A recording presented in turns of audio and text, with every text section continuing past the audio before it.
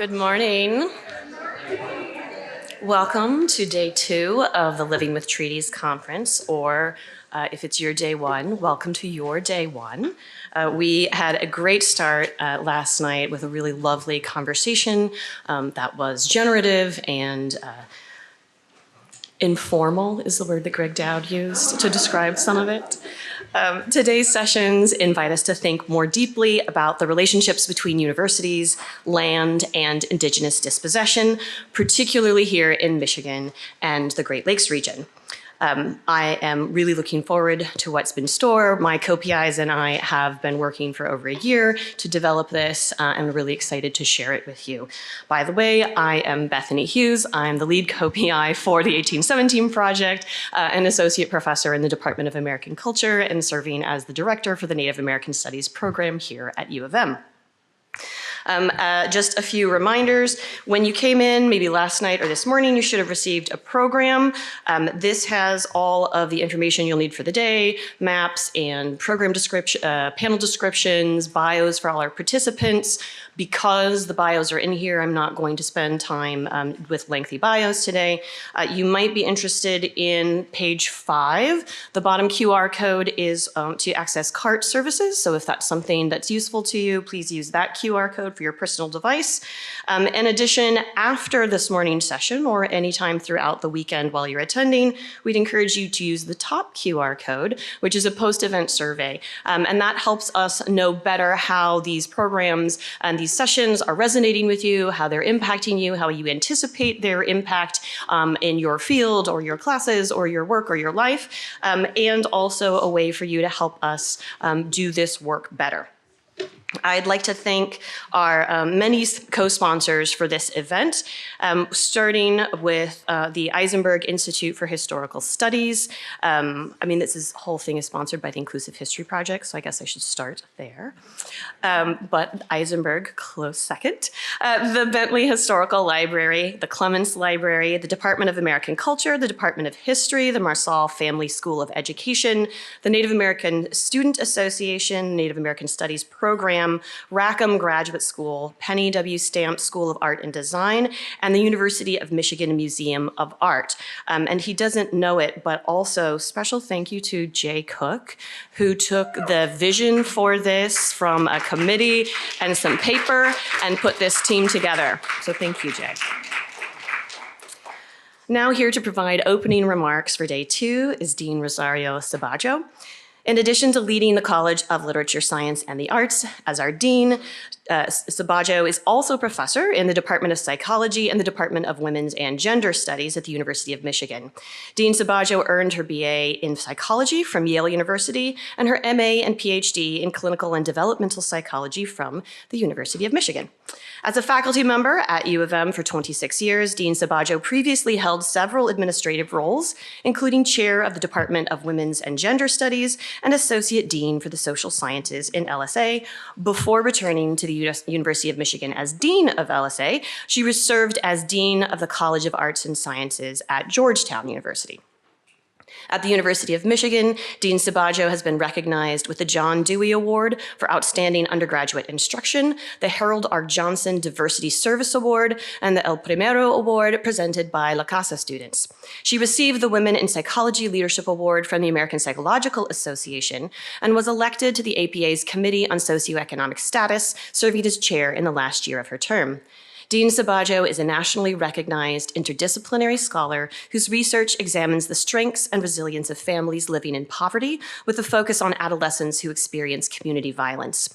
In a second line of research, she investigates the experience of infertility and the impact of race and class-based stereotypes about reproduction on women of color. Using quantitative and qualitative methods, Dean Sabajo has published in high-impact journals across clinical, community, developmental, and feminist psychology fields, and her work has received funding from the NSF and NIH.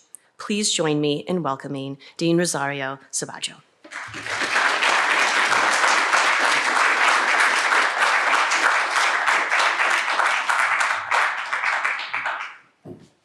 Good morning, everyone.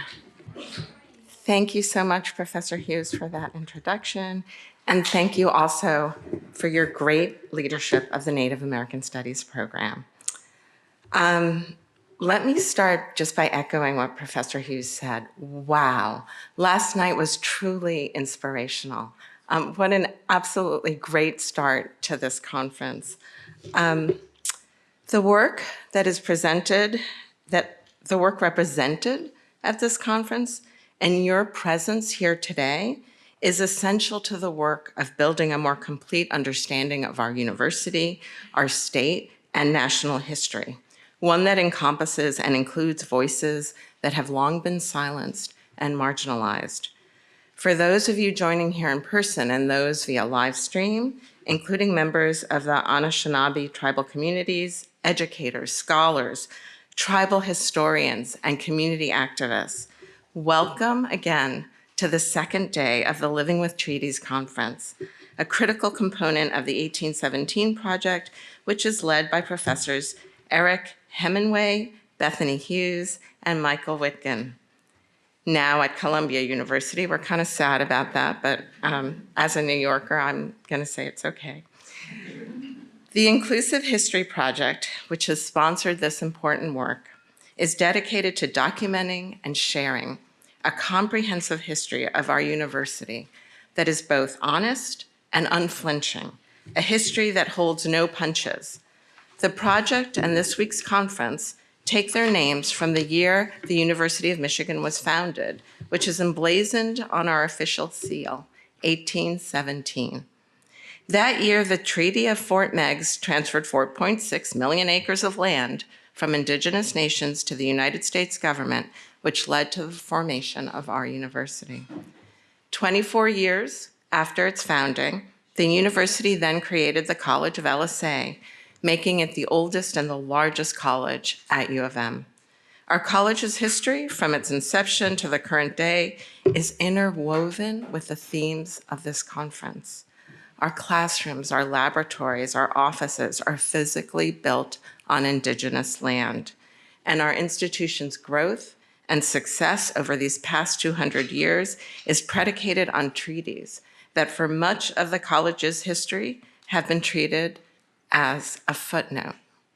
So for example, to mark its 150th anniversary in 1967, the university published a book called The Making of the University of Michigan.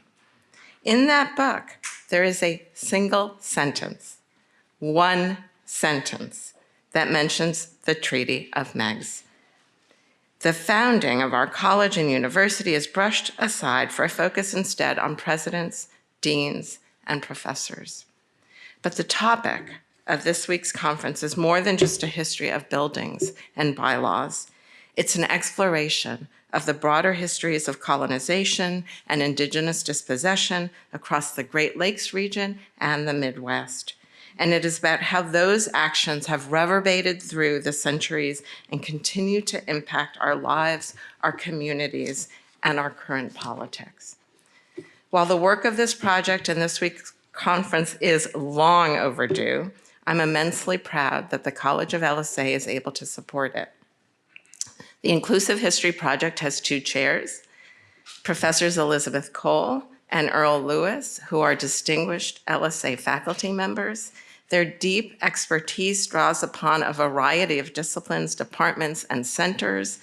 Their bios would take me hours to go through. Instead, I'm just going to mention the disciplines, departments, and centers that include history, the Center for Social Solutions, Afro-American and African Studies, public policy, psychology, and women's and gender studies. So why do I recite this list of departments, programs, and centers that they are connected to and deeply dedicated to? Because I think it highlights an important point. The work that many of us have devoted so much time and energy towards, the work that is vitally necessary, that truly has the power to change the world, is multidisciplinary. It pulls upon a vast array of academic subjects, of ways of knowing, and of lived experiences in order that we can better understand our history and fully contextualize our present and offer meaningful solutions to the extraordinarily vexing, intractable problems that we're facing. today. So simply put, the work that each and every one of you is doing is incredibly powerful. It dares to break down silos. It views the world through many lenses. It tackles hard questions and offers messy answers. It searches unabashedly for the truth and real data. It brings everyone to the table. And it builds an understanding of our history, our present, and our future that is truly inclusionary. In addition to the 1817 project, IHP and the College of LSA sponsor myriad programs and research projects that are making a profound impact on the lives of students and local communities. Consider, if you will, the Native American Student Stories Project, a community history led by the Native American Student Association with support from Professor Hughes. This community history serves as a living archive of memories, photographs, and events shared by our Native American communities here on campus. This project has not only shined a new light on Indigenous histories at the university, it has helped carve out a space for future students. So thank you again for joining us here today, for participating in this vital work in both formal and somewhat informal conversations at times, so that together we can better understand our past, shape our present, and prepare for our future. So I will now get to turn things over to Professor Jay Cook, who is a professor of history and the director of research for the Inclusive History Project. This academic year, Professor Cook has been on leave from the university so that he can serve as the Mellon Distinguished Scholar in Residence at the American Antiquarian Society in Worcester, Massachusetts. As a historian and a scholar, Professor Cook's work is wide-ranging and impactful. He has explored mass culture, the history of global cultural industries, the interrelation of culture and capitalism, urban history, African-American art, ideas, and politics, the history of visuality, and the evolution of cultural history. In the winter and fall of 2024, Professor Cook taught 2 1817 Project History Lab seminars, bringing together graduate students from the departments of history, American culture, and Germanic languages and literatures to investigate the fraught relationship between Indigenous populations and the University of Michigan. Clearly, Professor Cook brings a robust, interdisciplinary lens to the crucial mission of IHP and this conference. So please join me in welcoming Professor Jay Cook.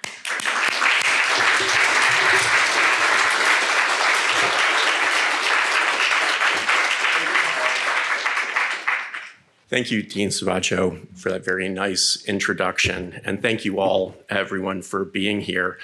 And welcome to the Inclusive History Project's Living with Treaties conference.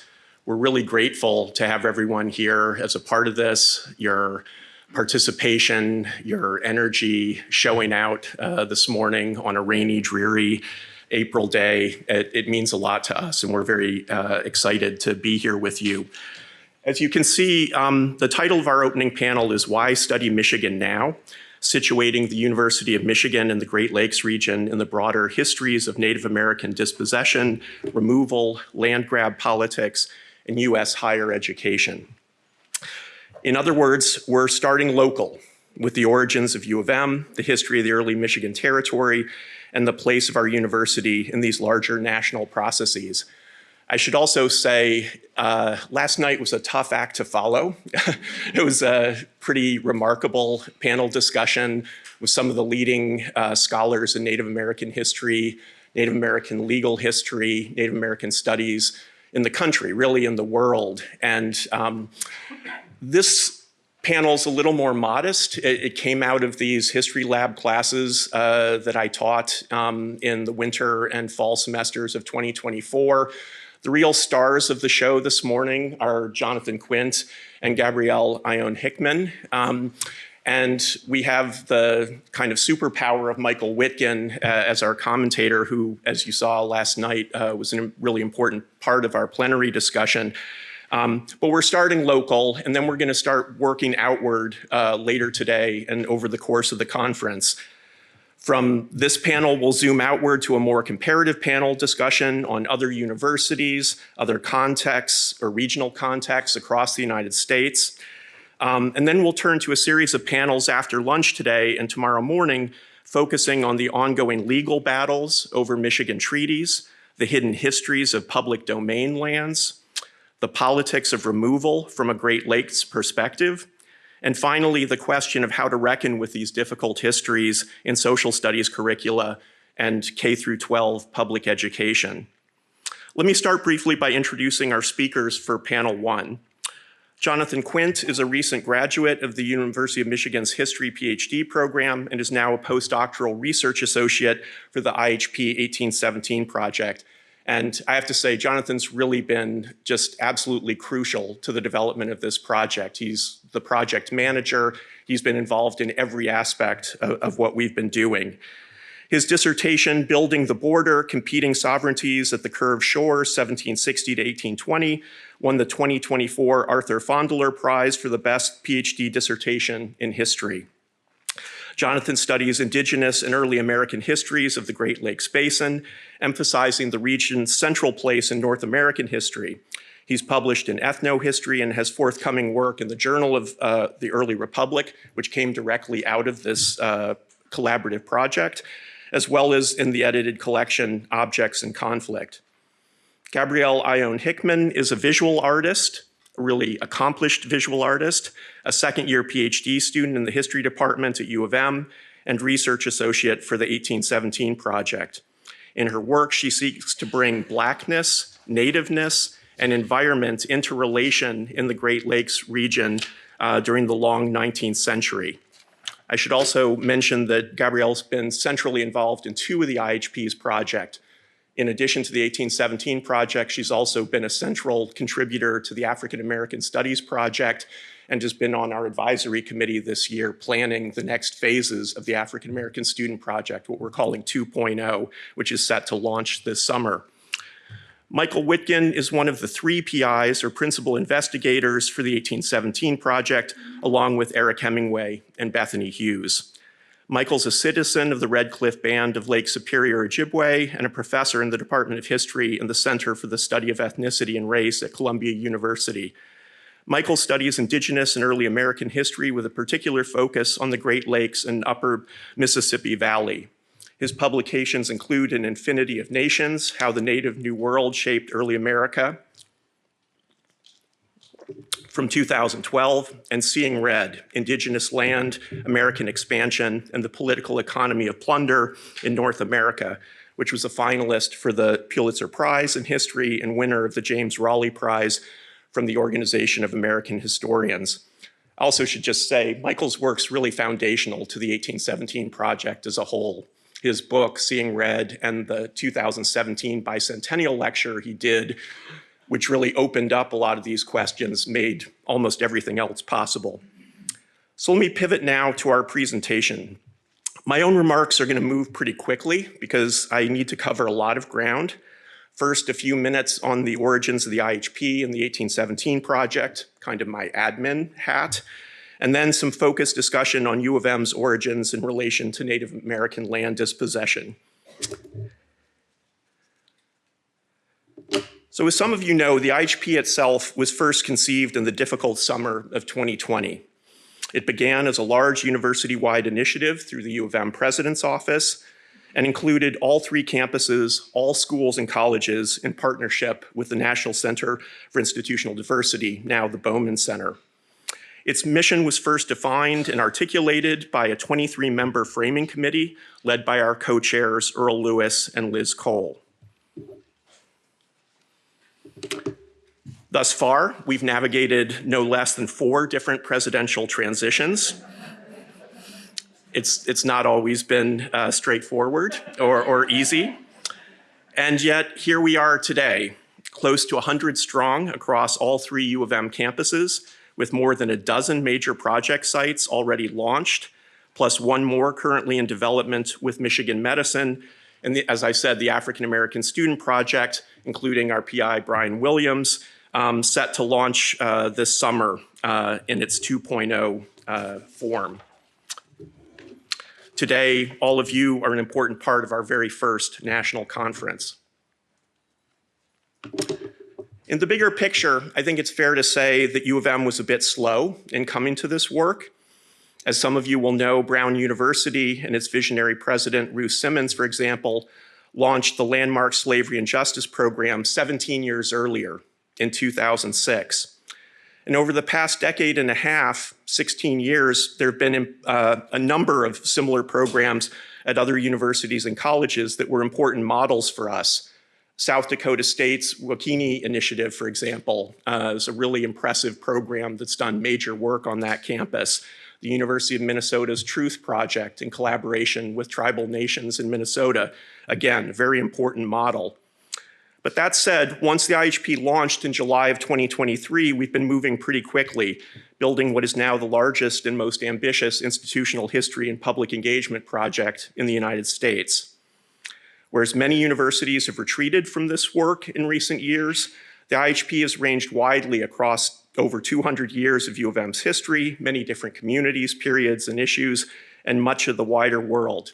We have projects focused on U of M's involvement in the Philippines in the context of early colonialism, but also projects on Middle Eastern and Arab communities in Dearborn, projects on U of M athletics in relation to race and gender, and much else. As Michael Witkin noted early on, the IHP has chosen to lean into this work at a moment when many universities and colleges have been retreating or going silent on these questions. From its inception, the IHP has encompassed three main components: archival research, public engagement work, and reparative actions. Just to be clear, we don't have the power of the purse or the ability to make sweeping policy changes by fiat on behalf of the university as a whole.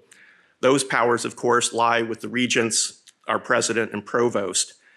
But we have pursued this work on a very large scale. And we do have considerable power to deepen historical knowledge, to change historical narratives, and to work towards more responsible and collaborative relationships with communities that have been affected by U of M's history over the last 200 years.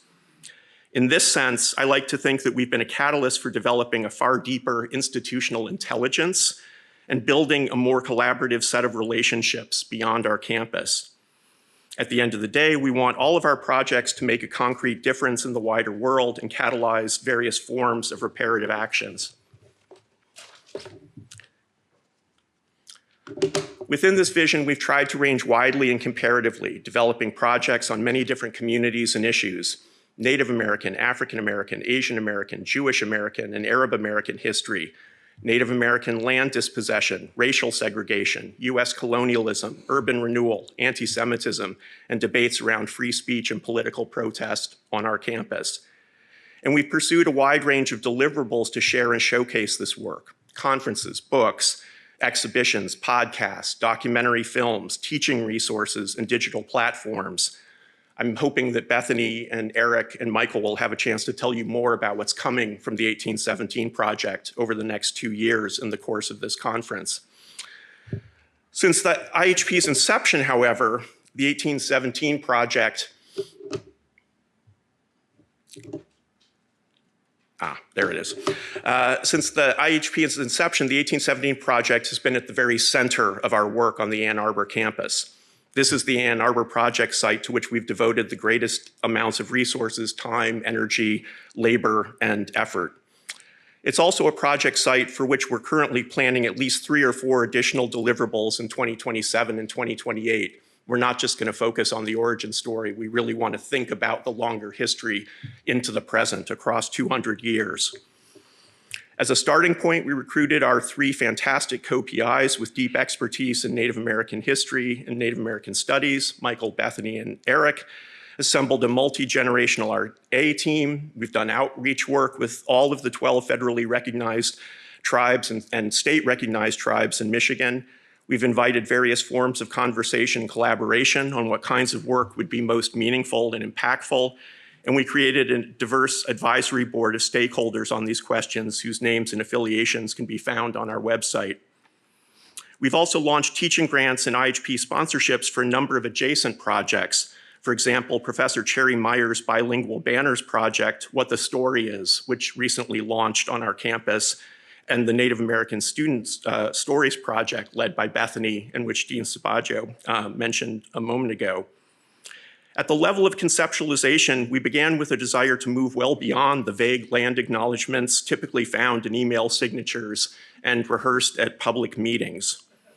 This conference, which brings together Native American academics, tribal chairs, elders, historians, archivists, legal experts, social studies curriculum developers, and K-12 teachers from across our state, is one small but important step in these directions.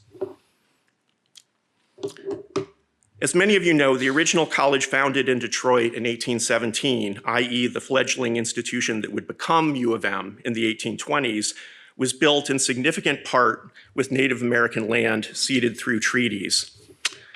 And here you have the language of what that looked like. Article 16 from the 1817 Treaty of Fort Meigs, or the treaty at the foot of the rapids. I'd invite you to sit for a moment with these words, with this language, and think about it. It's actually a far more complex document in history than most U of M faculty, students, administrators, or staff realize.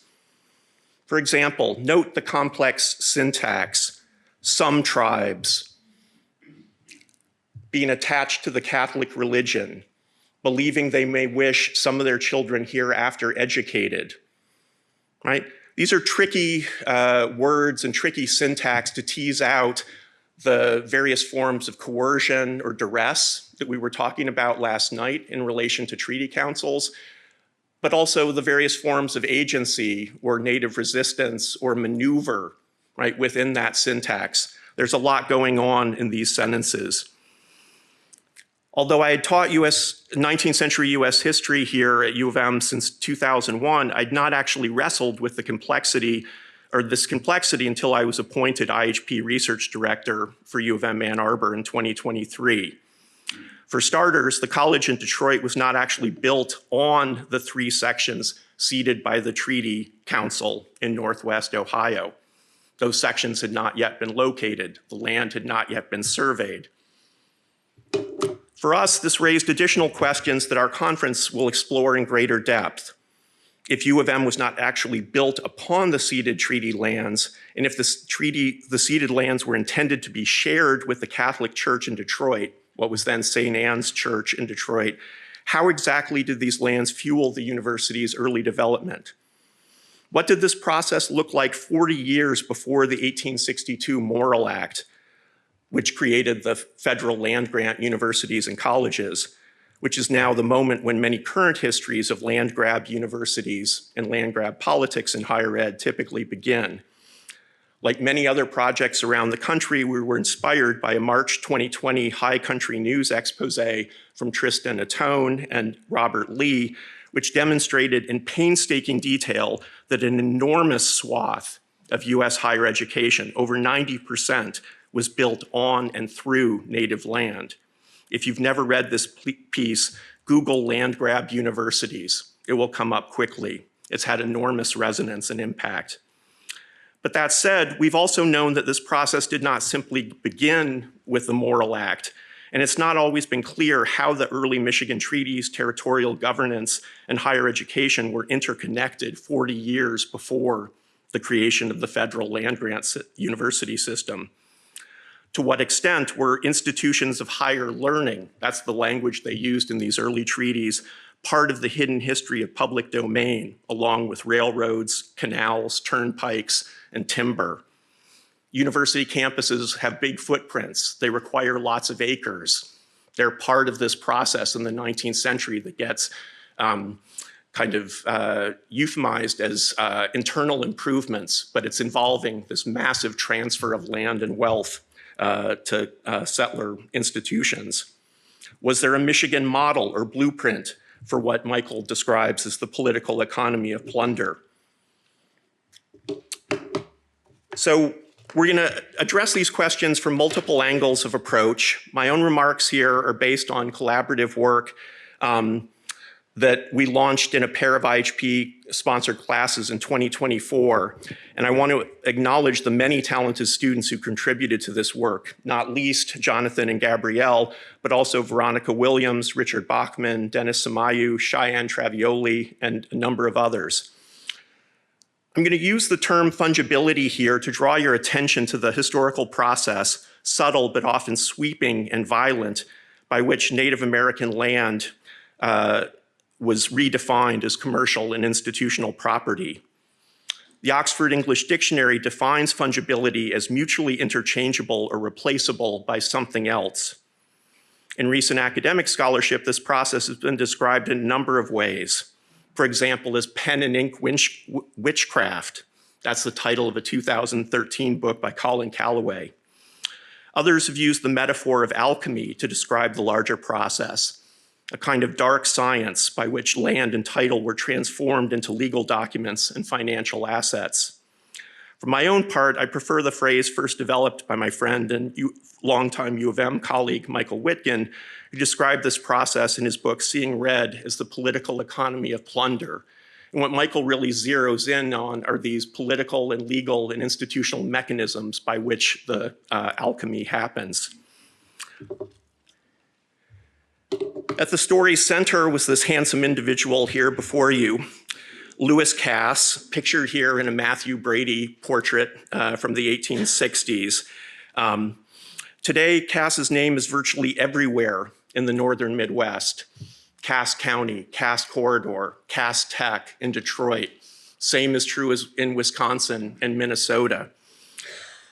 In Traverse City, Cass Avenue bisects Front Street, right, defining the downtown area. In my own classes for the 1817 project, many of the PhD students rightly worried that it's important not to overemphasize Cass's perspectives because he was very clearly a perpetrator of historical violence. We know, for example, that he, like many of the U of M founders, was an enslaver. And he's often described now as the principal architect of Indian removal in American history. His early writings on Indian affairs, moreover, were shot through with demeaning caricatures and transparently racist assumptions. He kind of fancied himself an expert in this field and wrote multiple loathsome essays for national periodicals like the North American Review. So yes, unless you're into violent white supremacy, Cass is a pretty obvious villain in US history. Still, I think it's important for us to dig into Cass's political and legal actions from this moment precisely because they were so impactful and did real harm that continues to resonate into the present. And if we want to understand U of M's founding in its full complexity, he's an inescapable figure. Cass had his hands in virtually everything taking place in the Michigan Territory. Among other things, he also created the Michigan Historical Association so he could control the narratives on what he was doing. Let me begin with a first form of fungibility. Consider his consolidation of multiple forms of power, his early actions from 1821, when the original college in Detroit was reimagined as the University of Michigan and the very first board of trustees was constituted. Only 3.5 years earlier, Cass had represented the US government at the 1817 Treaty Council in Fort Meigs, Ohio, as the superintendent of Indian Affairs and the territorial governor. But now, in April 1821, he wrote to the US Secretary of the Treasury in his role as governor to request federal authority to locate and subdivide these ceded treaty lands. 3 weeks later, he becomes the first U of M chair of the Board of Trustees, a position he would occupy for an entire decade. And by the end of 1821, he and his board had received formal approval from Washington to locate these lands as U of M assets. So he has 3 different forms of institutional authority and political power wrapped up in one individual, a kind of fungible authority across these different jurisdictions. So why did this matter in 1821? Among other things, it gave him authority to locate the ceded sections of land, but also to divide them into smaller parcels. This was also happening in the midst of financial crisis. U of M was broke. They had debts that were unpaid. They were struggling to collect donations from original donors to the university. So this gives them a kind of power to recoup these different assets. This was a novel form of power in a volatile context of competing land claims, uncertain jurisdictions, Native American resistance, and emerging markets.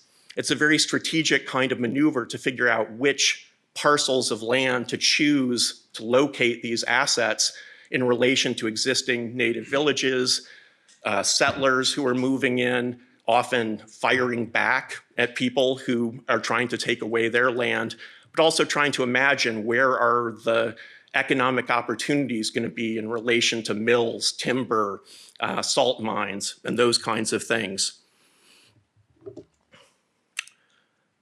The next step in this process occurred in 1823 and involved a second kind of fungibility, one built around quitclaims and additional forms of subdivision. Basically, what we had to do was decouple the shared sections of land that had been ceded in the 1817 treaty from Father Gabriel Richard's St. Anne's Church in Detroit. So in short, Cass and company were now pursuing fungible locations of sections across fungible parcels of land across formerly distinct treaties, which were now treated as fungible too. U of M agrees to release its prior claims to the Macon Reserve lands upon condition that a similar deed of quitclaim will be issued by St. Anne's Church in Detroit. This enables the university to locate the sections of land in any part of the tract ceded to the United States by the 1807 Treaty of Detroit. Third step, combine assets and subdivide again. Later that same fall of 1823, Cass went further, now appealing to the US Congress for permission to locate an additional township of land for a seminary of higher learning. This township was actually quite a bit larger, 36 sections of land. And the specific township they had in mind had first been promised by the US Congress for the not yet created Michigan Territory back in 1804. At this point, the entire notion of a seminary of higher learning was purely aspirational. Michigan was not yet constituted as a territorial government, let alone as a state, and the land itself was occupied by multiple tribal nations with century-old claims and histories. As Michael often points out, Michigan was a majority native and indigenous space through the 1820s, as U of M was being founded. Virtually none of this land had been surveyed by white settlers, let alone occupied with schools. But now in 1823, the U of M trustees argued to the US Congress that the time had come to cash in this valuable asset from 1804, combine it with previously ceded treaty lands from 1807 and 1817, and subdivide all of these many parcels into sections and fractions across the Michigan Territory. This is what it looked like in the mid-1820s. That's the signed granting of U of M's patent request to locate the lands from President James Monroe. And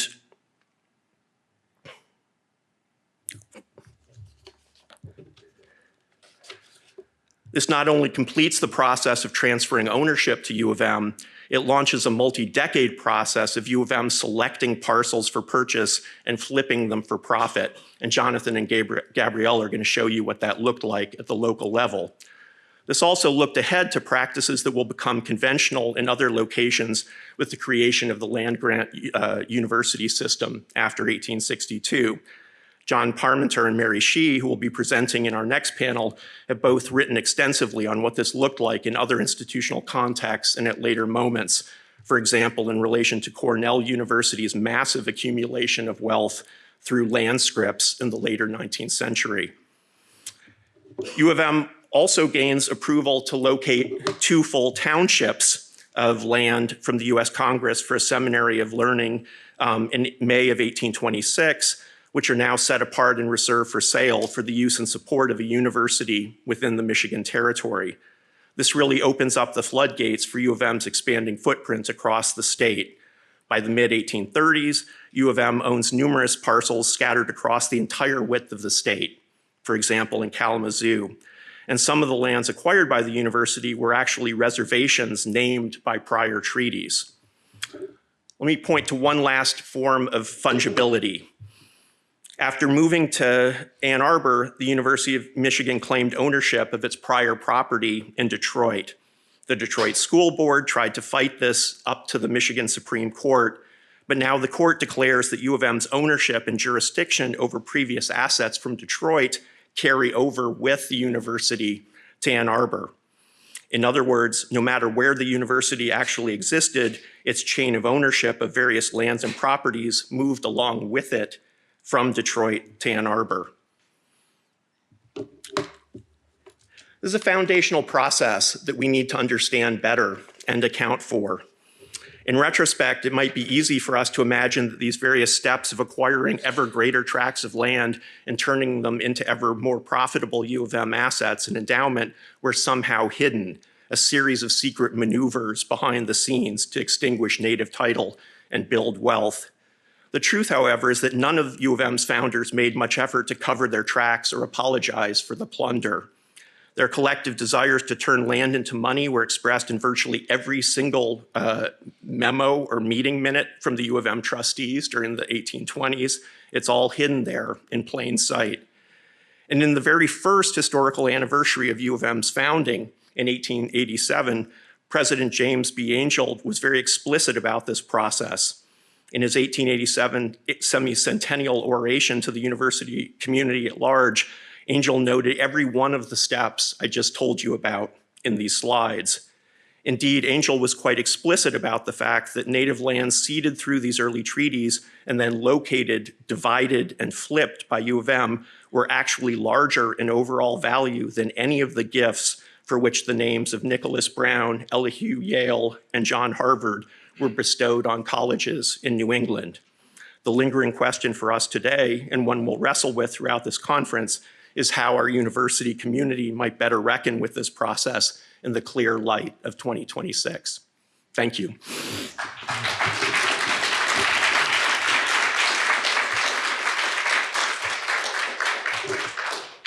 Let me welcome Jonathan Quint.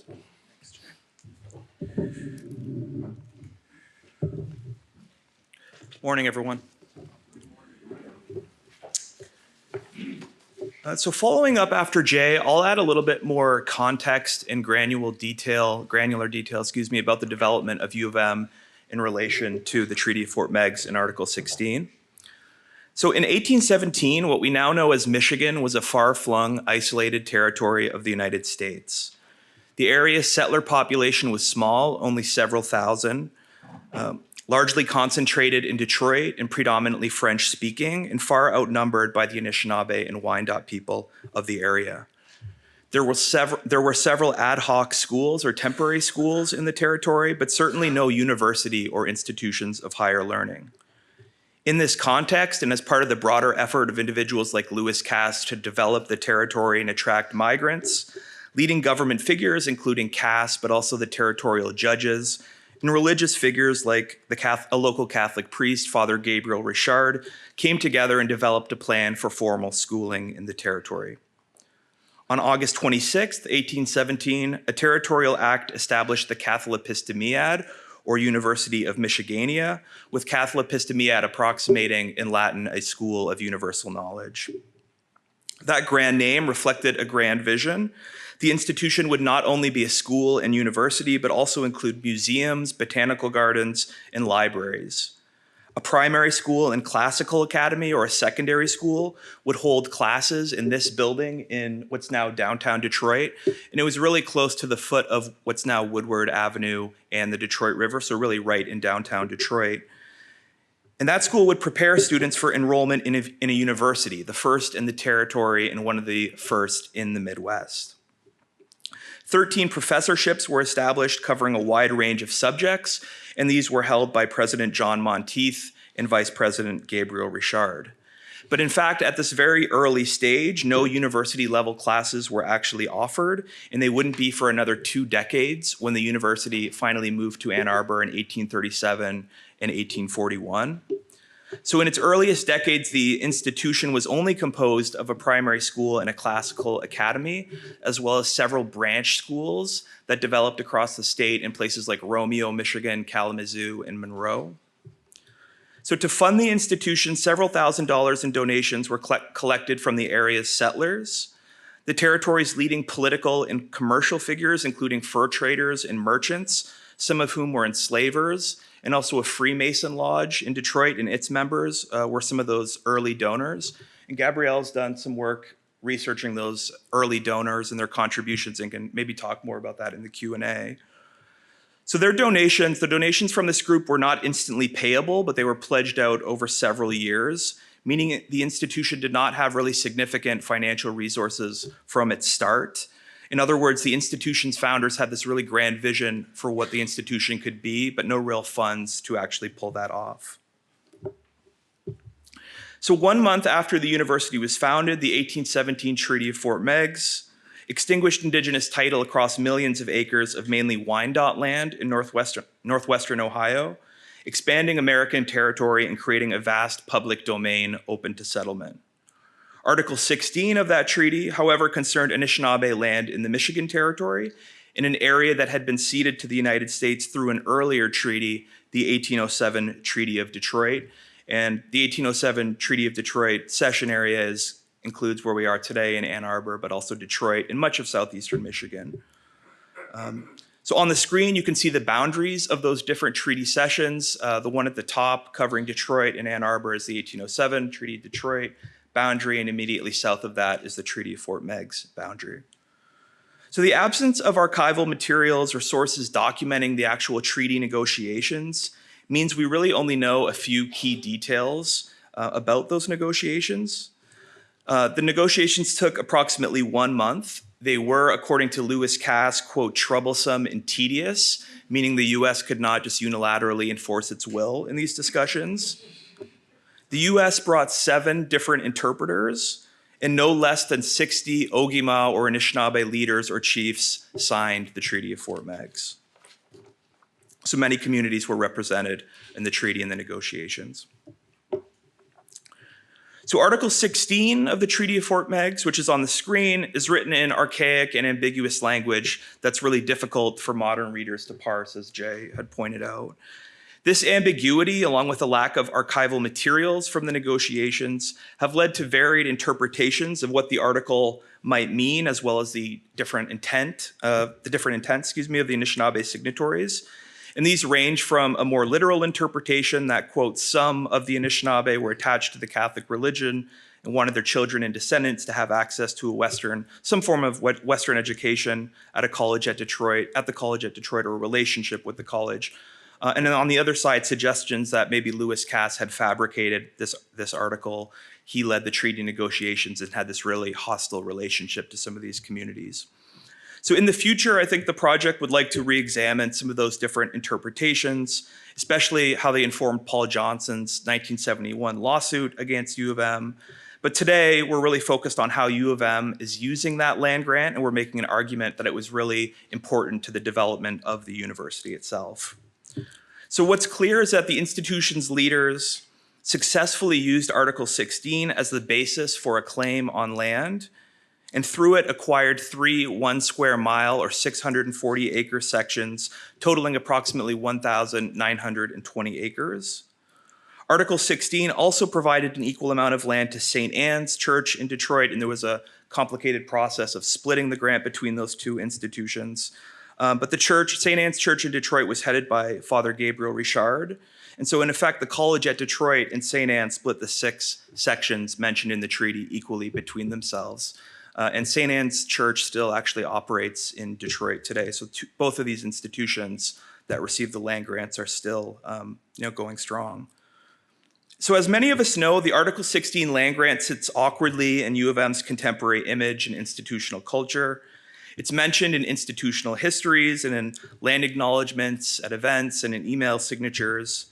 One institutional publication put out through the development office, describes the grant as a philanthropic effort, equating it with a wealthy benefactor donating, for example, a new dining hall or dorm or athletic facility on campus. So near the diag, there's a small 2x2 foot plaque that talks about the Native American land gift, and you can see that on the screen here if you've not seen it yet. But this plaque goes unnoticed, of course, by staff, students, and faculty on a daily basis. in my graduate studies here, I didn't even notice it for a couple years in. So it's one of many plaques on U of M's campus commemorating institutional history, and it reflects this idea that the land transfer was just one of many moments in U of M's 200+ year history. At the same time, Native American students, faculty, and alums have called for the university to better acknowledge the significance of the land grant. For example, one of the recommendations of the 2018 Native American Student Task Committee notes that, quote, the university should publicize and share more broadly the role that the Native peoples of the region played in the founding of the university through a gift made in the Treaty of Fort Meigs.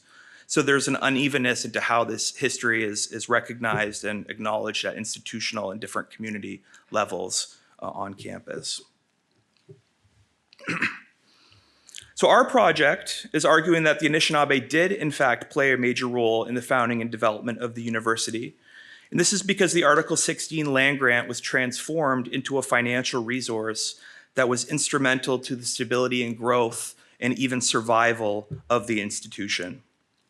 The land grant was effectively alchemized by U of M's trustees, turned into a source of wealth at a time when the institution had few other financial resources. But how did U of M's leaders make this transformation, and how did they actually use the land grant? So first, the trustees, the leaders of the university, coordinated with federal government agencies like the General Land Office, which was set up to transform Native American land into the property of settlers and institutions.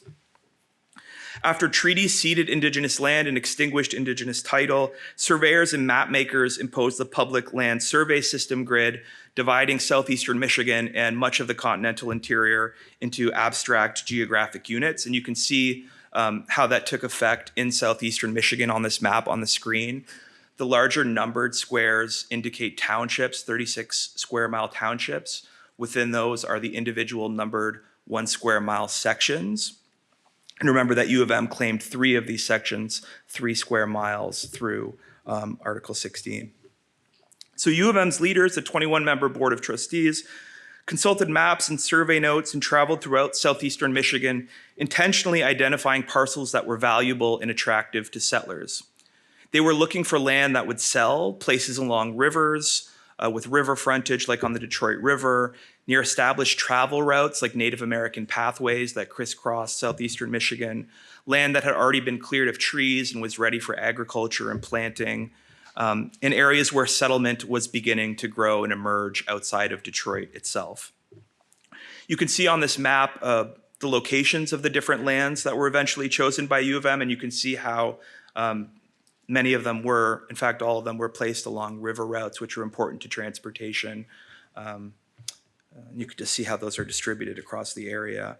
And you can also see where they are in relation to Detroit and Ann Arbor. As Jay alluded to, there's a bit of a misconception that U of M's campus today stands on some of these ceded lands, but in fact, they were in different areas of southeastern Michigan. So as Jay had also mentioned, U of M was allowed to subdivide its 3 sections into smaller fractional tracts, and this map explains how those 3 sections were eventually divided up into 6 different parcels that were strategically located across Michigan, southeastern Michigan. In the end, the trustees selected lands in what are now Oakland County, near the town of Farmington, just south of downtown Farmington, if you're familiar with it. What's now the downriver area of Metro Detroit near Trenton, Michigan. Essentially all of downtown Trenton was at one point owned by U of M through the Treaty of Fort Meigs. In the complete section, the one complete 1 square mile section that the university claimed was northwest of Detroit on the River Rouge in what's now Rouge Park in the city of Detroit. So after selecting these parcels, U of M applied to the federal government's General Land Office to take possession of them, and then received a land patent and formal ownership of those lands in 1824. So at this time in the 1820s and 1830s, U of M was operating its primary and secondary school in Detroit with the attendant costs of instructor salaries and building repairs and ordinary expenses of running an institution weighing heavily.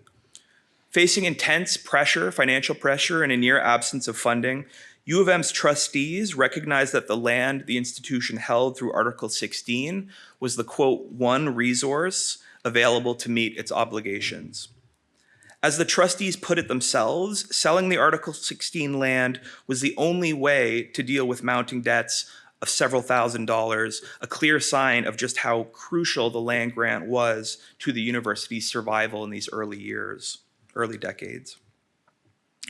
And so the trustees moved very quickly to sell these Article 16 lands once they took possession of them and meet the institution's financial obligations. The first sale was in 1825, less than a year after U of M took ownership of the properties. Most of the sales took place between 1825 and 1835. Excuse me, with U of M benefiting from what was called Michigan fever, a speculative craze on public land that saw large-scale settler migration into Michigan. The 1830s is a really pivotal period for Michigan's transformation from a territory to a state. That's when a lot of the settlers are increasingly moving in, and so U of M is able to capitalize on that. U of M's trustees also marketed this land, placing advertisements like this one that you can see on the center of the screen in Detroit's earliest newspaper, the Detroit Gazette. And this was to notify locals and newcomers of auctions and private sales, upcoming private sales of U of M's lands. The trustees' original records, which are held at the Bentley Library, provide the receipts of all of these sales, telling us the dates of sales, the identities of the different buyers, many of whom were new migrants or settlers from Germany or New England coming to Michigan, and the prices of these sales. And both of these maps that you can see on the screen are taken from the trustees' records. The green and yellow map with those different shaded properties shows U of M's holdings in what's now Trenton on the Detroit River. And you can see how many of the parcels were eventually subdivided and sold off to different settlers. The other map shows the same process taking place for U of M's land in what's now Farmington, Michigan. The trustee records also show how the funds from the land sales were used, underscoring that the land grant proceeds were, as the trustees had said, in fact, the one resource available to continue U of M's operations and pay off debts. The proceeds from one of the very first sales of U of M's land were set aside for, quote, repairs of the buildings and grounds belonging to the institution and for the payment of any debts found due the instructors employed at the school.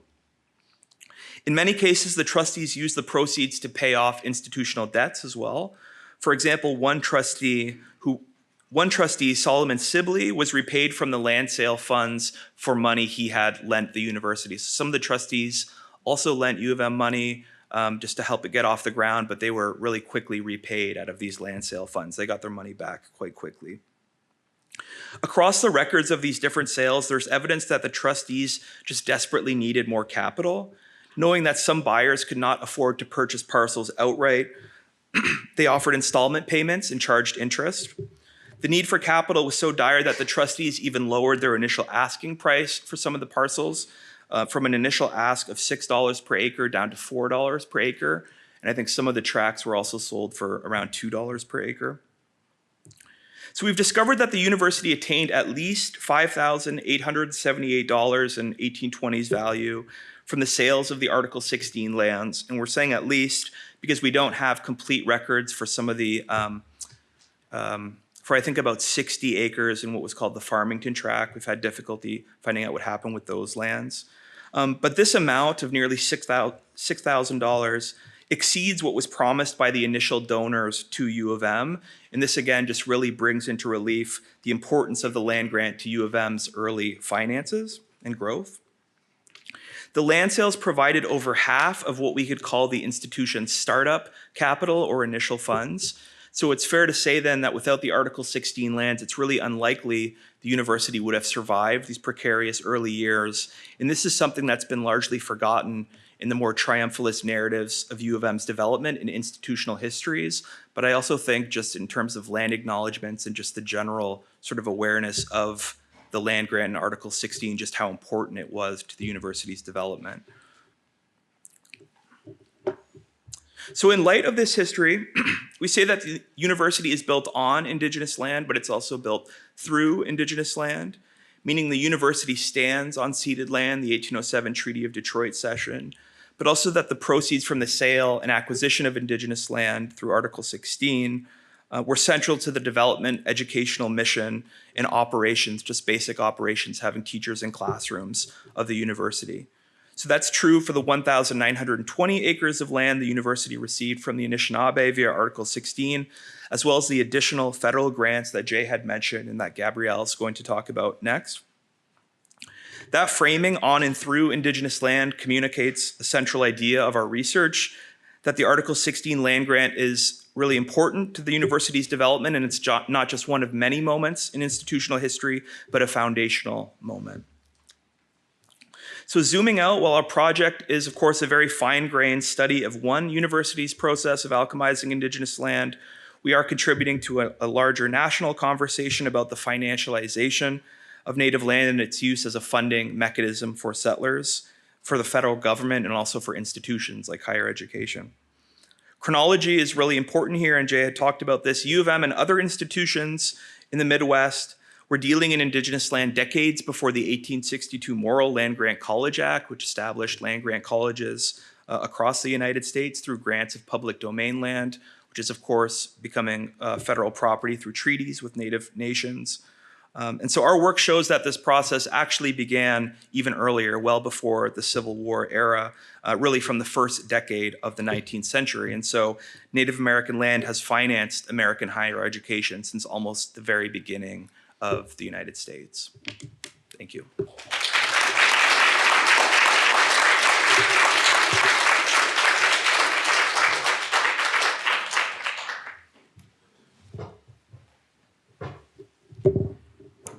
Okay, good morning, everyone. So as my colleague Jonathan has demonstrated, UM benefited from stolen Native land through the 1817 Treaty of Fort Meigs and alchemized it into wealth. I'm now going to speak to how UM's project of turning stolen Native land into fungible assets to sell and finance the development of the university continued into the 1830s and 1840s for the purposes of this presentation in Kalamazoo County, Michigan, and directly impacted the growth and development of the UM Ann Arbor campus.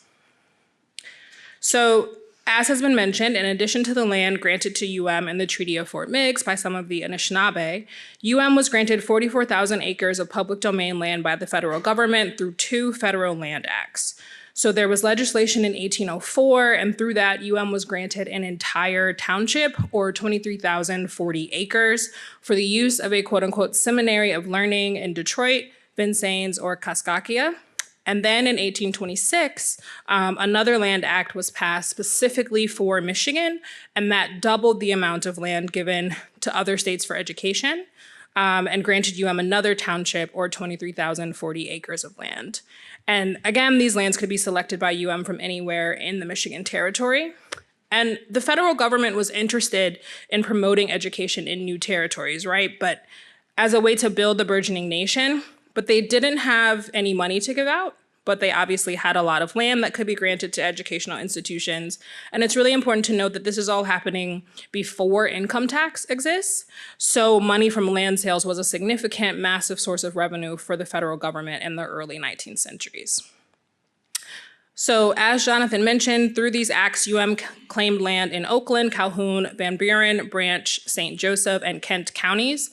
And as you can see on the screen, UM held 15 sections in Kalamazoo County, and those sections amounted to approximately 96,000 acres, or roughly a quarter of the total lands claimed by the university via federal land grants. And the red sections on the screen indicate UM's land holdings as a result of federal land grants throughout the state. So the question becomes, why was U of M able to claim so many lands, and what does UM's process of claiming and selling land in Kalamazoo County tell us about its ties to or how UM benefited from Indigenous dispossession? So why Kalamazoo? The answer is that there was a lot of land available as Kalamazoo emerged as a new area of settlement in the 1830s. Kalamazoo is located along an important waterway in the Kalamazoo River that was used for travel, shipping, etc. And settlement in Michigan at this time was concentrated in the counties along the southern boundary of the state, and Kalamazoo was on the southwestern side of the state of Michigan. It's also clear that UM chose sections in Kalamazoo because the land there was once reservation land, and ecologically, this made the soils richer, more fertile. So the land that chose in Kalamazoo was quite literally made more valuable because of Native presence, labor, and stewardship. So before I dive into the ecology of the area, I just want to outline the process by which the land now known as Kalamazoo came to be part of the United States and Michigan Territory. And as a microcosm of UM's larger land holdings in Western Michigan, the Kalamazoo story really reinforces the idea that Indigenous land was key to UM's development, and it adds an extra dimension of entanglement with dispossession in that intentionally acquired so many former reservation lands, which really positions the university as a beneficiary of dispossession. So the land that became Kalamazoo was ceded to the United States through 3 different treaties: the 1819 Treaty of Saginaw, the 1821 Treaty of Chicago, and the 1827 Treaty of St. Joseph. So through the 1819 Treaty of Saginaw, which was an agreement between the United States and the Ojibwe, the northeastern corner of modern-day Kalamazoo County came under American control. Then on April 30th, 1821, the legal entity of what we now know as the University of Michigan was created, and this replaced or superseded, the Catholic Epistema, the College at Detroit, and the University of Michigania that Jonathan mentioned earlier. And again, at this time, was still not teaching college classes and was mainly based in Detroit.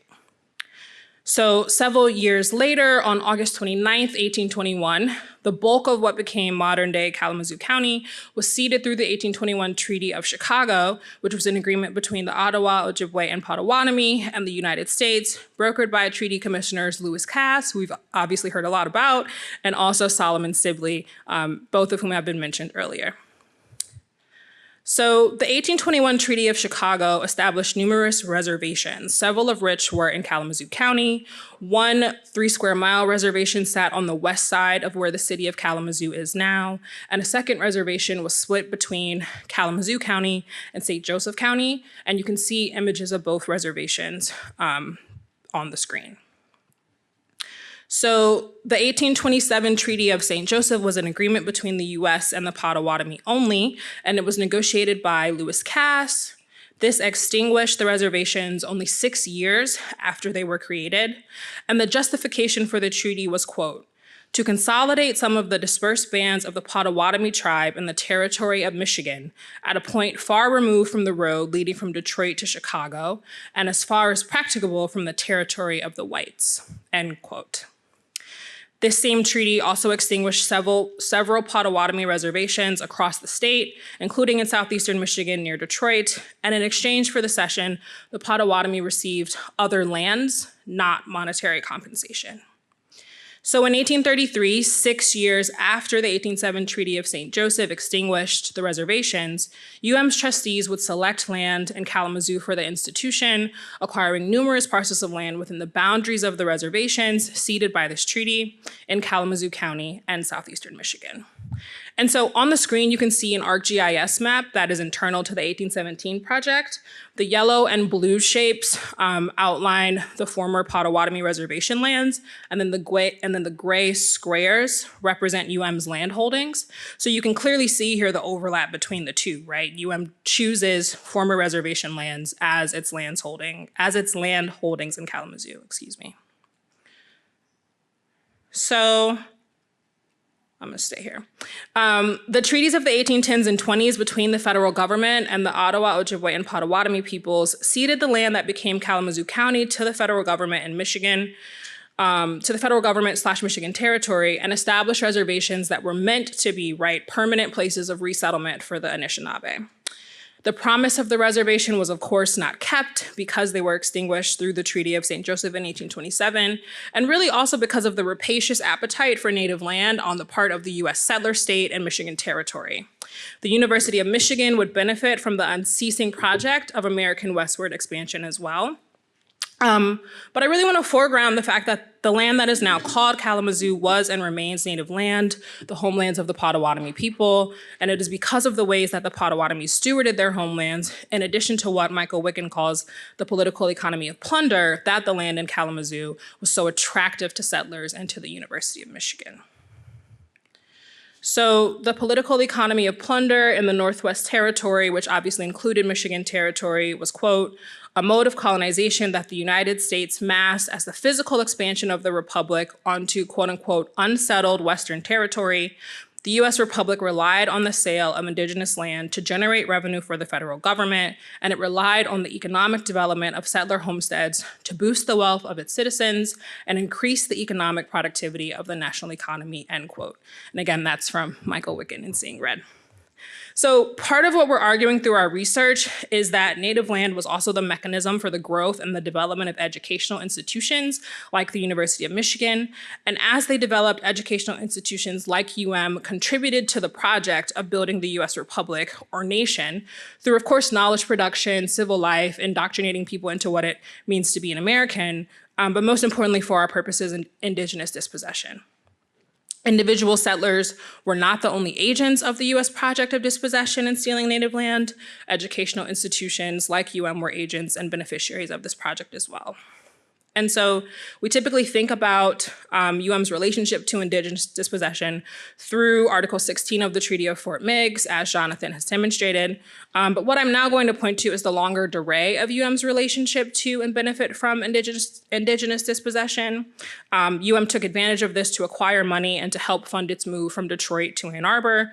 And attention to Kalamazoo helps illuminate the pattern of how enacted indigenous dispossession in the Michigan territory beyond just the Treaty of Fort Meigs.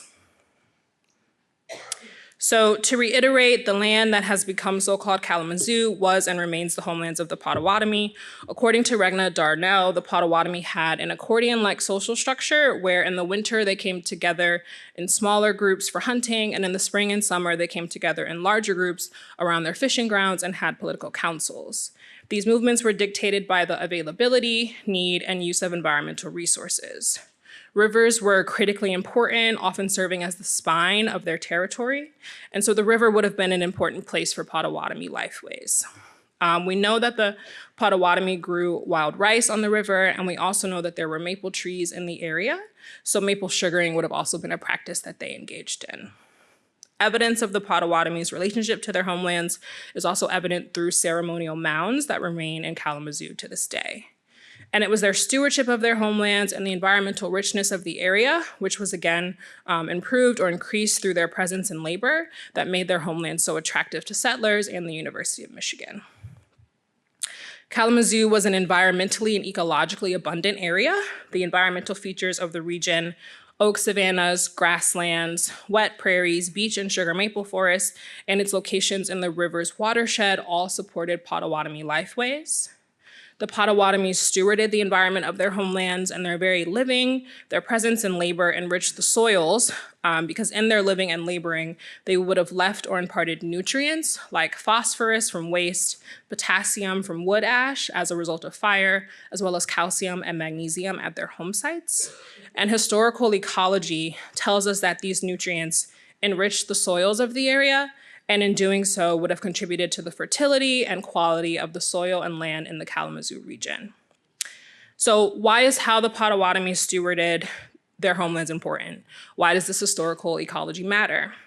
Again, because it made the land more fertile and improved the qualities of the soil. And white settlers, as well as were very intentional about the lands that they selected.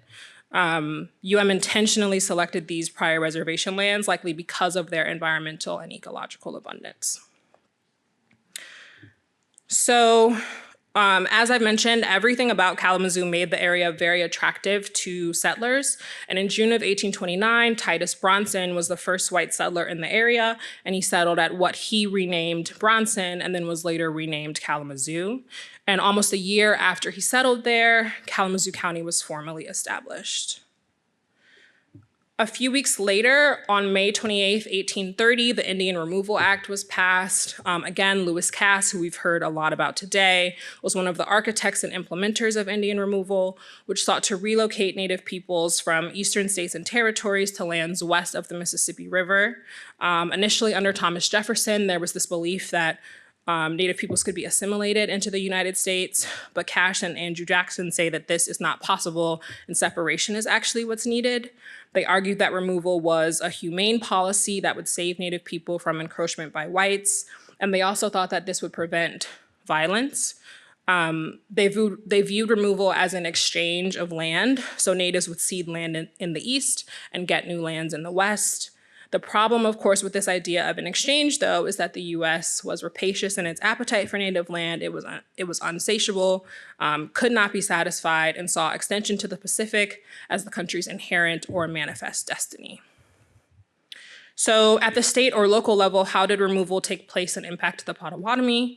There was a Potawatomi Trail of Death that forced the removal of the Indiana area Potawatomi, but this would also have affected some of the Michigan-based Potawatomi. Removal was only partially successful in Michigan, but the termination of the reservations in Kalamazoo County through the 1827 Treaty of St. Joseph shows that it had a tangible effect. Many of the Potawatomi in the area fled.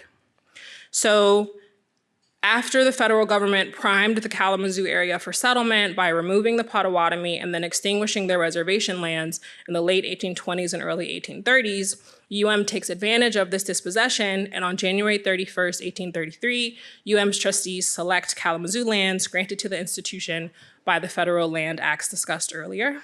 And additionally, in the late 1830s, 1838 to be exact, establishes a branch in Kalamazoo. It was an elementary and secondary school that operated for 5 years before it closed. And one Native student did attend this branch, and we're working on learning more about this individual's story. So John M. Gorder was a Baltimore banker and land speculator who traveled to Michigan in 1836 and kept a diary of his travels from July to December that year. And his observations of UM's lands in Kalamazoo reveal that, like with the 1817 treaty lands, intentionally and carefully selected and acquired very valuable lands.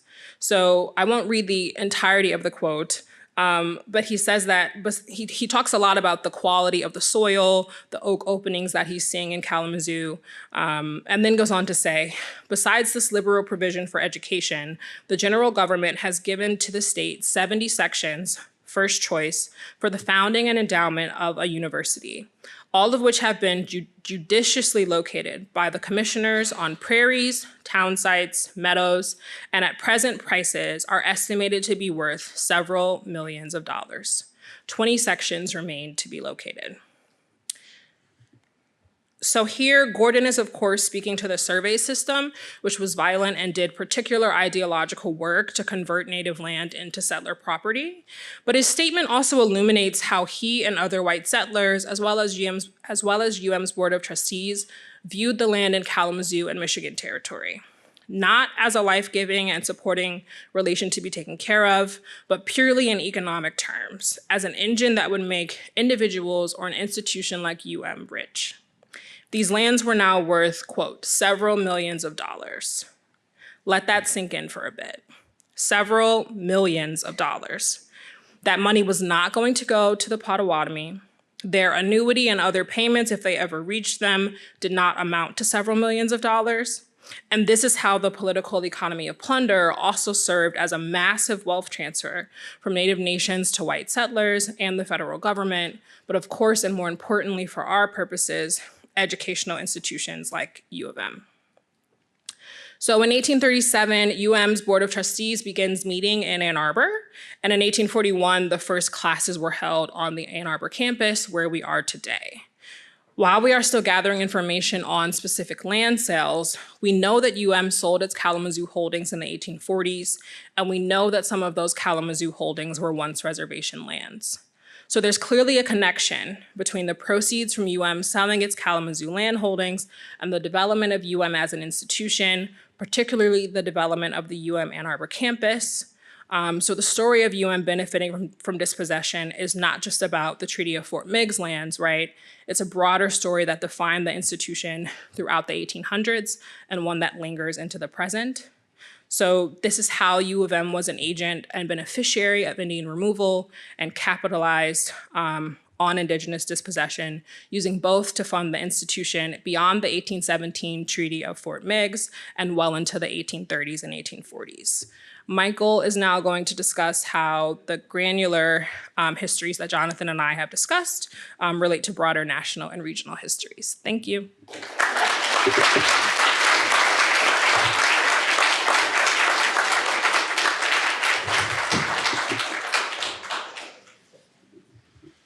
Hello.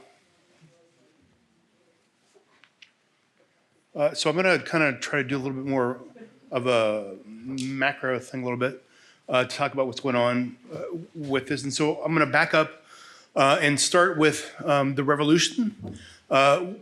America wins the revolution and signs the Treaty of Paris, which allows Great Britain to cede land from the Mississippi to the Appalachian Mountains to the United States. That territory, of course, is occupied by dozens of indigenous nations, but it's ceded without the consultation with said nations to the American government. The American government proceeds to first kind of not only claim the territory, but runs out and does a series of hasty treaties with indigenous nations, mostly in the Ohio Valley, in the Great Lakes. And these treaties are not establishing land cessions, but just kind of treaties that attempt to get the signatories to acknowledge the paramount sovereignty of the United States, to set up a boundary between the United States and these indigenous nations. And the boundary basically is the Ohio River. So you can see the map on the left. That's the Ohio River, kind of from Pittsburgh out to where it empties into the Mississippi. And this was the boundary established by the treaties that the government of the United States established with all the indigenous nations, saying this is a permanent boundary. We won't settle north of that line. You will exist beyond that. Now, that is also kind of problematic because, as people have been mentioning, the United States exits the revolution with a lot of debt, and the only way to pay for it is the sort of sale of land. There's ambition to settle that land. But for the immediate purposes of not having war with Indian peoples, they sign treaties, and they also establish a boundary. These treaties do establish America's paramount sovereignty. Most of them are regarded, even at the time, as being really questionable treaties because the treaty signatories were often not recognized tribal leaders, but whoever the U.S. could gather who would be willing to sort of accept the conditions of the treaty that were established. In the immediate aftermath of this, the United States government ends up going to war twice with indigenous people in what would now be what was then the old Northwest, the Northwest Territory. The U.S. comes out of the war with a belief that a strong executive branch is an anathema to a republic, as well as a standing army. That belief gets them two quick defeats against the indigenous alliance that's the Great Lakes and Ohio Indian peoples. In 1790 and 1791, first Josiah Harmer, who's the leader of the commander of the Army of the Northwest, and then Arthur Sinclair, who's the governor of the Northwest. These two quick defeats result in the United States both fashioning the Constitution, which creates a more robust executive branch, and also re-establishing the Continental Army or standing army. They then defeat the Confederation of Northwest Indians at the Battle of Fallen Timbers. This is partly a military defeat, but it's also a political defeat in the sense that the U.S. has just signed the Jay Treaty in 1795, which establishes the northern border for the United States. It establishes an agreement to repay loyalists for property damages that are lost.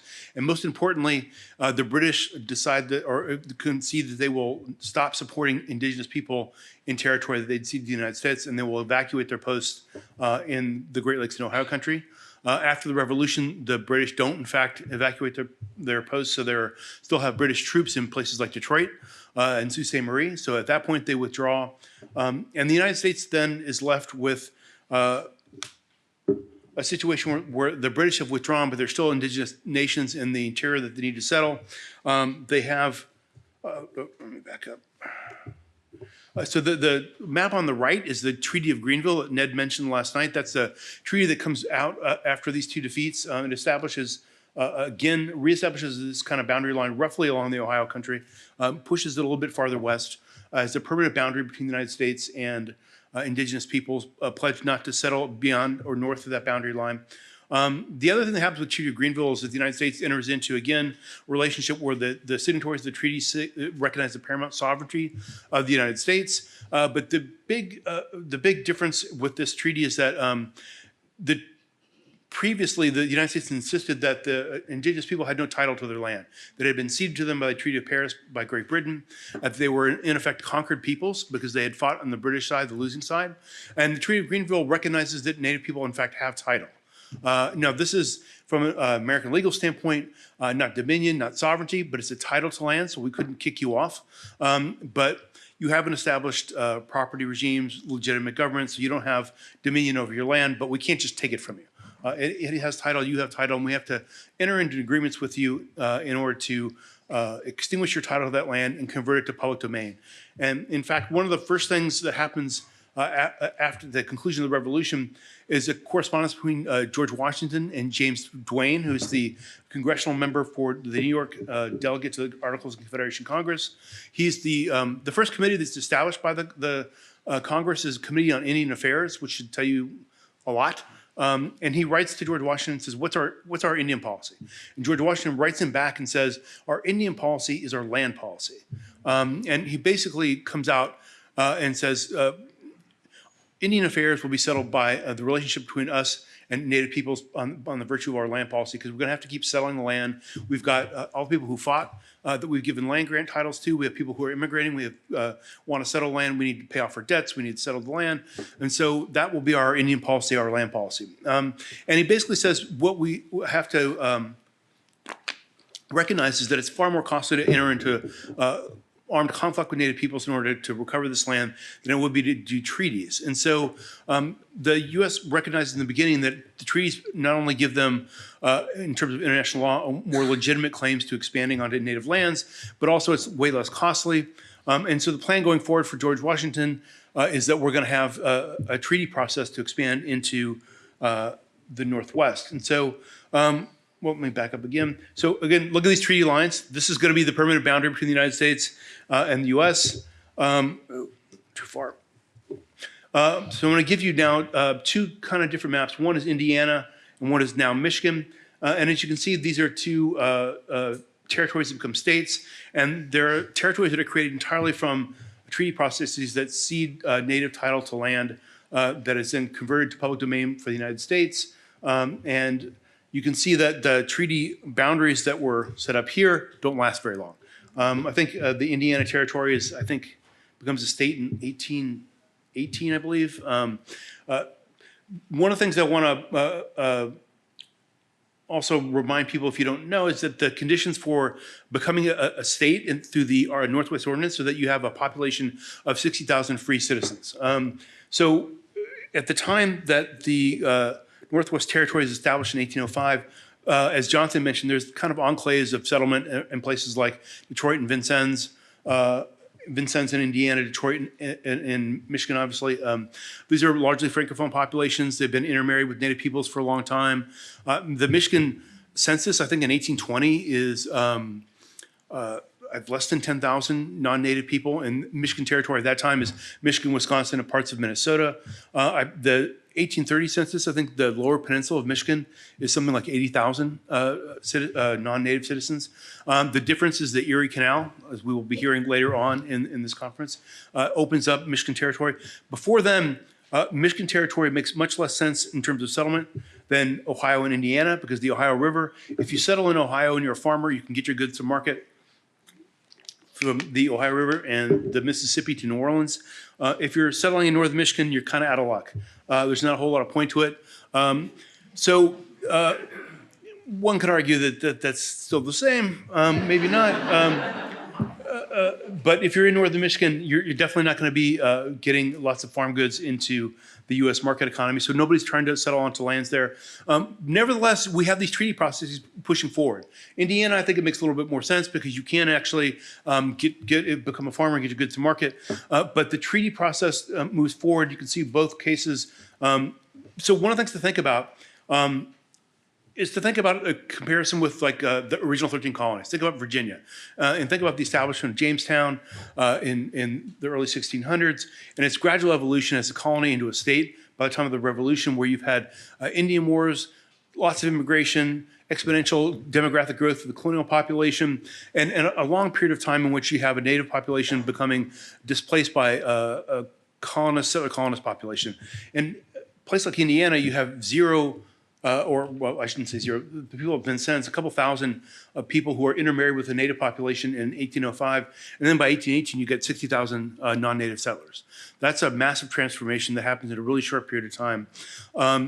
Michigan is a little bit different. Michigan, like I said, doesn't have access to the Ohio. So the territory of Michigan is a territory from 1805 till 1837. In fact, Lewis Cass, who we have mentioned, that gentleman gets his reputation as an expert in Indian affairs in large part because he's the governor of a territory that's entirely indigenous. And he has to do all these treaties. His great frustration is that Michigan won't settle and become a state. So he gets this reputation as being a governor who's governing largely an indigenous population. Nevertheless, he does see through a lot of treaties, both he's a treaty commissioner that does a lot of the Indiana treaties, but also the Michigan treaties. And so one thing to circle back to and think about, and I'm going to go back to the granular level again with the political economy and plunder idea. These guys have been talking about how land transfers have been so integral into the kind of infrastructural development of the state of Michigan. And that's true, but the political economic plunder also works on a smaller level when we think about why these treaties are happening. So I mentioned Michigan's not selling really quickly, and yet Cass negotiates treaty after treaty after treaty, putting land into the public domain. Why does he do that? In part because when you negotiate a treaty, say looking at I think treaty number 4 is the Saginaw Treaty, that huge chunk of land, right? Millions of acres. Those are the exchange is something like 7 cents or 10 cents an acre is what you're getting paid for that. But the annuity is usually something in the neighborhood of $20,000 for 10 years plus $10,000 in goods and provisions for 10 years, an annual payment. So the annuity is just this annual payment. So the nations would come together at Saginaw for this annuity payment every year for 20 years. What would happen when that occurred is that the treaty commissioners would show up with their $20,000 in cash. So in a time period when specie is rare, that's really valuable. What would also happen, or that the people who would claim that cash would mostly be the merchants who've been Indian traders, people involved in the fur trade. And what they would do is they would show up and say, I have books that can show that the Saginaw chips owe me $10,000, $5,000, $600, whatever it would be. But on average, you would get somewhere between 90, 95% of any given annuity would be claimed by traders as debt, collection for debt that was owed to them for their fur trade business that they engaged with Native peoples. In addition to that, the federal government is paying out $10,000 in goods and provisions.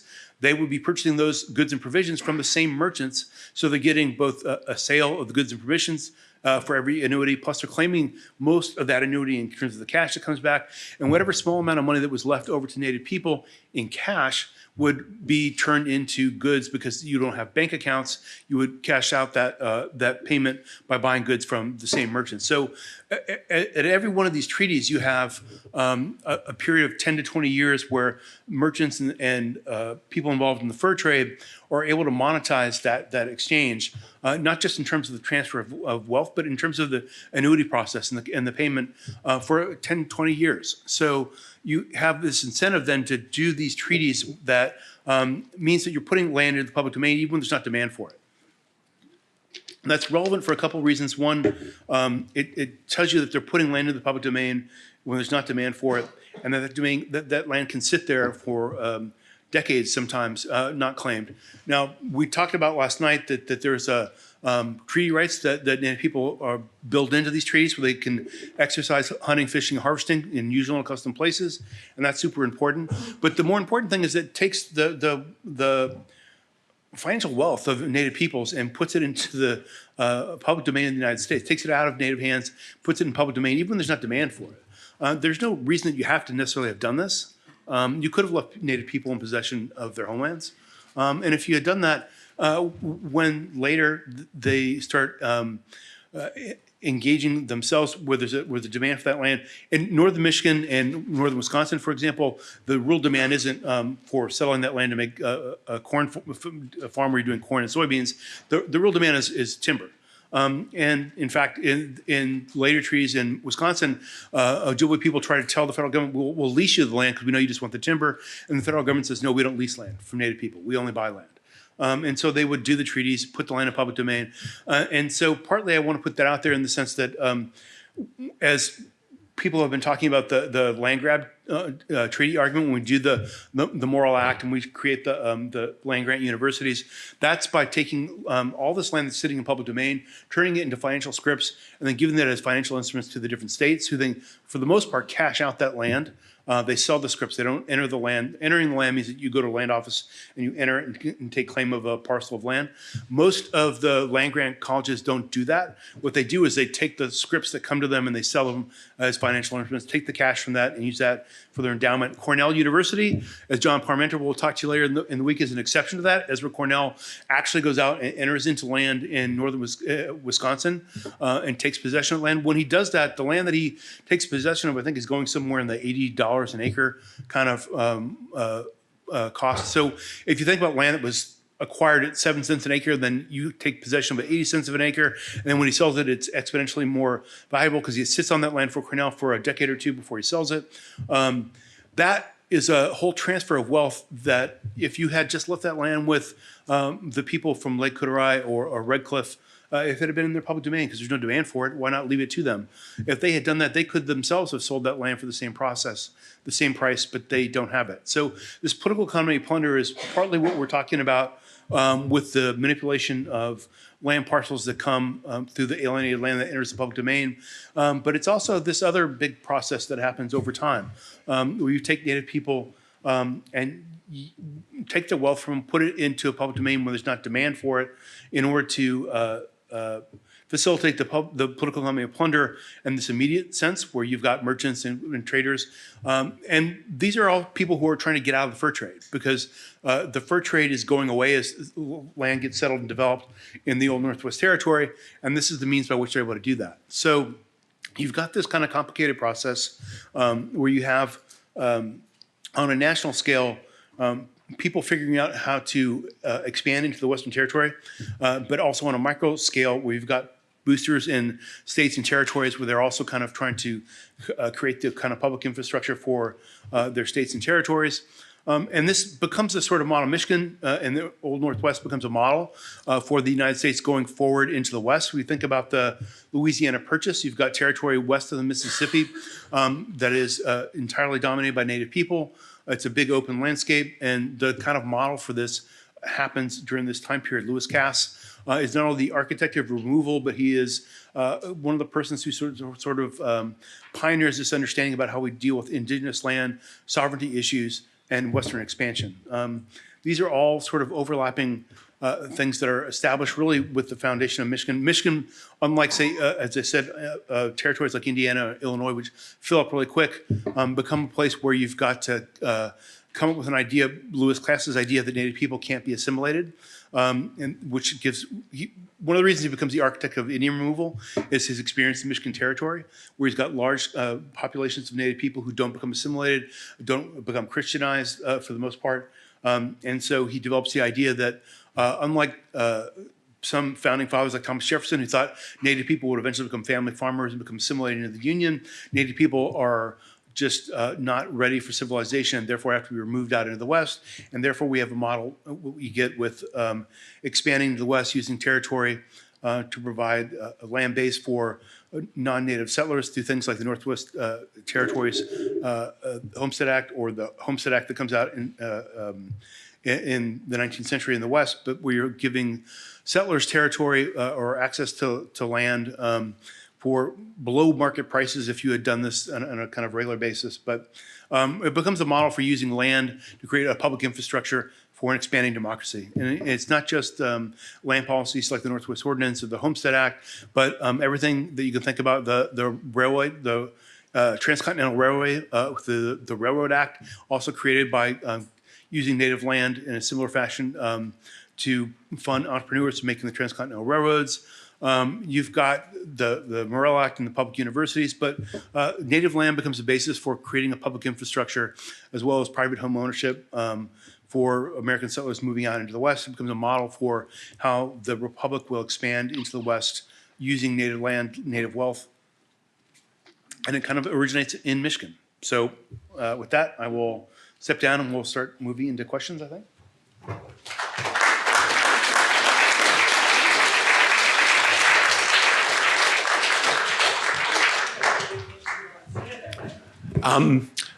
Please raise your hand if you'd like to ask a question. I've been told we have limited time, but let's get started.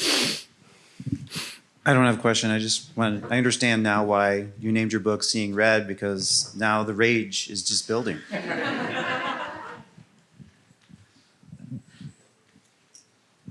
On a side note, I called it Seeing Red because this mixed race guy was on a trial for murder, and the jury said, well, we can't put him on trial because he's an Indian. And so he was mixed race, and they were trying to say, yeah, no, he can still go on trial. They're like, nope, we only see an Indian, so. Thank you so much for this really amazing panel and for sharing all of your research on this topic.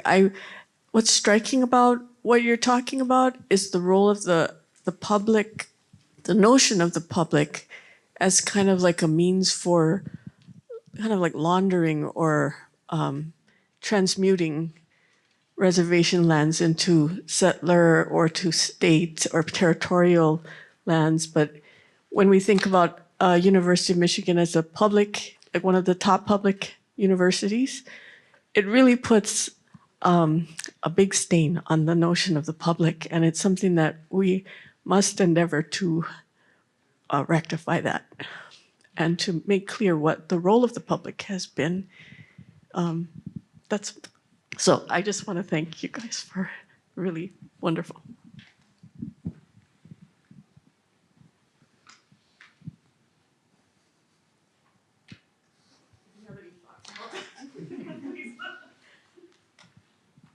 One of the graduate students, I'll just mention quickly from the second version of the class that I taught, raised this really fundamental question for us, which is who is the public for one of the great public universities in the world, and how do we think about that in relation to what you just heard, right? How do we think about the various stakeholders, the various groups of people who've been affected by this long history of this, really great university, but which has also, had these massive impacts, and downstream consequences. And it's something we've not really wrestled with properly, or, with the kind of fact-based, foundational history in the past. I mentioned the Moral Act and stuff like that, but really roads, canals, all these things are publicly financed by what these guys were talking about, this sort of taking parcels of land that were created through these different treaties and then giving those parcels of land to the federal government or the University of Michigan or whatever else. So the entire public infrastructure of the sort of Trans-Appalachia West is created through the sort of monetization of native land. So the entire thing, and it's not just the canals and the roads and things like that of the universities, but then, like I said, the Northwest Ordinance or the Homestead Act, these are land laws that basically provide subsidized land to non-native settlers who can purchase that land that they couldn't have done if they hadn't gone through the federal government. It would be much more costly. So the entire sort of settlement and development of the Trans-Appalachia West comes through this process of making treaties with Native people and transferring their land and their land wealth into a public domain. And like I said, it's not just the land and the land wealth, but it's all the things that come after it, the provisions, the sales, the treaties, all that kind of stuff. It's not just a land transfer, it's a wealth transfer in general. Hi. I have a quick question. So I'm a Michigan PhD grad. Now I'm at Wayne State at their library school. And so my question's around this notion of like restorative justice, right? We've heard this framework being used and utilized here at our school, and it was kind of, nationalized as a tool, but a lot of people don't know it's an indigenous process. And so thinking about harm and the ecosystem of harm, I'm wondering in your guys' research around how do you expect to bring the other universities inside of kind of this accountability ecosystem? Because it doesn't just stop here at Wayne, at Michigan, right? There's Wayne State that's right in the middle of Cass Tech. You have Kalamazoo. So I'm wondering what would be like the broader implications and how you're going to kind of bring in research from about other universities who may or may not be a part of this ecosystem of harm and looking at it from a restorative kind of lens. So that's my question.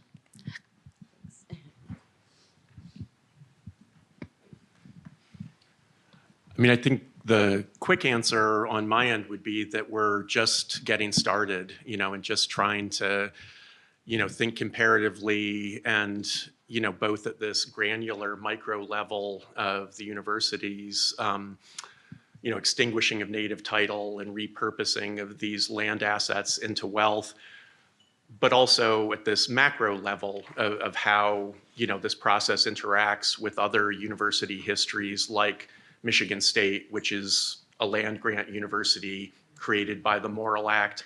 When Tristan Atone, the journalist who was centrally involved in the High Country News expose from 2020, was here in the fall of 23 giving a talk, he mentioned that the next phase of their project was to look at lands held in trust by land grant universities.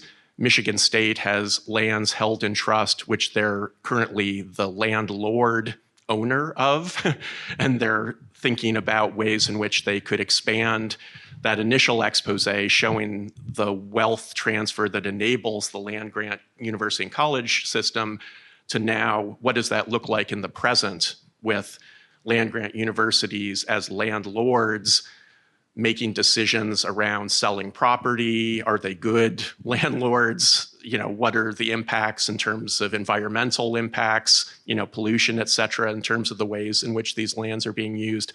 It's really just tip of the iceberg. And one of the things just to emphasize here is that the story does not end for the University of Michigan in the 1840s, 1850s. It's absolutely, extending through every part of our 200 plus year history. Do we need to wrap up?